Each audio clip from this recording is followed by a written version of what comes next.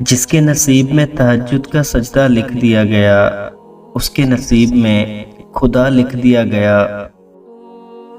جن راستوں سے اللہ پاک تمہیں گزار رہا ہے، ممکن ہے انہی کا آخری کنارہ معجزوں سے مل جائے۔ تہجد کا بس ایک سجدہ تمہارا سارا نصیب موڑ سکتا ہے۔ تہجد کی نماز تک پہنچ جاؤ تو سمجھ لینا اللہ پاک نے اپنے قریب کر لیا ہے۔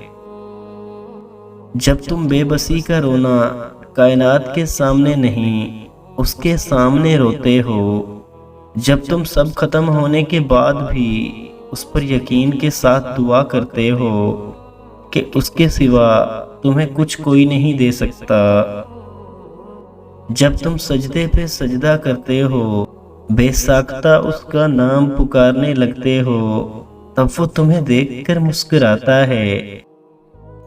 تم تہجد تک خود نہیں جاتے، بلکہ تہجد کو تم تک لایا جاتا ہے۔ تم سجدوں کو نہیں چنتے، بلکہ تمہیں سجدوں کے لیے چنا جاتا ہے۔ وہ جو تہجد کا پہلا سجدہ کیا تھا میں نے، اس سجدے نے میری ذات کو پل بھر میں سمیٹ لیا۔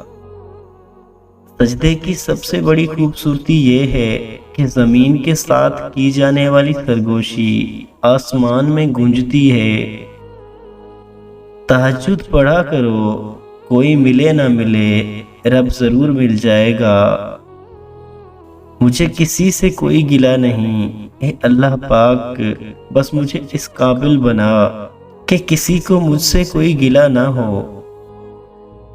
اور جو چیزیں تہجد میں بھی مانگنے پر نہ ملیں تو سمجھ جاؤ وہ تمہارے لیے بہتر نہیں۔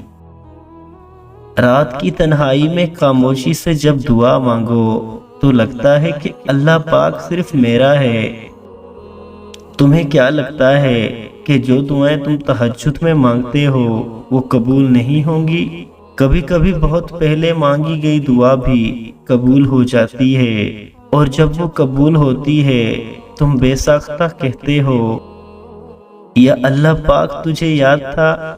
ایک دن تم ان دعاؤں پر بھی یہی الفاظ کہو گے جو تم اب مانگتے ہو۔ کن فرمانا مشکل کام تھوڑی نہ ہے، اللہ پاک جب وہ کن فرماتا ہے تو پس ہو جاتا ہے اور چیز وجود پا جاتی ہے۔